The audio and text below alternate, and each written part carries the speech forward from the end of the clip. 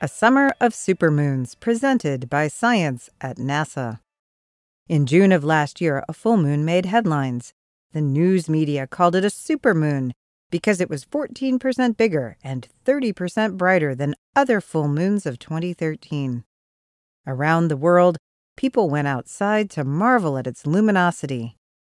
If you thought one supermoon was bright, how about 3? The full moons of summer 2014, July 12th, August 10th, and September 9th, will all be supermoons. The scientific term for the phenomenon is perigee moon. Full moons vary in size because of the oval shape of the moon's orbit. The moon follows an elliptical path around Earth, with one side, perigee, about 50,000 kilometers closer than the other, apogee. Full moons that occur on the perigee side of the moon's orbit seem extra big and bright. This coincidence happens 3 times in 2014. On July 12th and September 9th, the moon becomes full on the same day as perigee. On August 10th, it becomes full during the same hour as perigee, arguably making it an extra supermoon. It might seem that such a sequence must be rare. Not so, says Jeff Chester of the U.S. Naval Observatory. Generally speaking, full moons occur near perigee every 13 months and 18 days, so it's not all that unusual, he says. In fact, just last year there were 3 perigee moons in a row, but only one was widely reported. In practice, it's not always easy to tell the difference between a supermoon and an ordinary full moon. A 30% difference in brightness can easily be masked by clouds and haze. Also, there are no rulers floating in the sky to measure lunar diameters.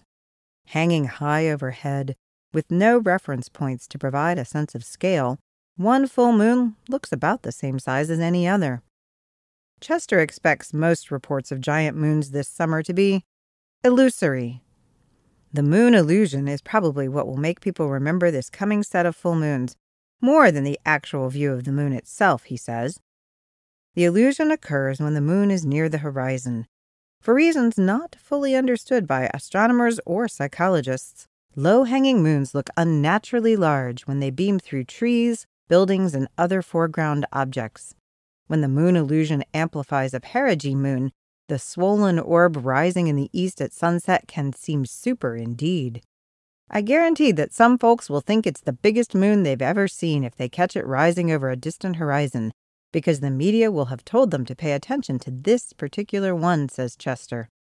There's a part of me that wishes this supermoon moniker would just dry up and blow away, like the blood moon that accompanied the most recent lunar eclipse, because it tends to promulgate a lot of misinformation, admits Chester.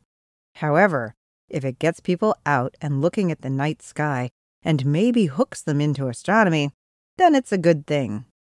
Indeed it is. Mark your calendar, July 12th, August 10th, and September 9th, and enjoy the super moonlight. For more news about big bright things in the night sky, visit science.nasa.gov.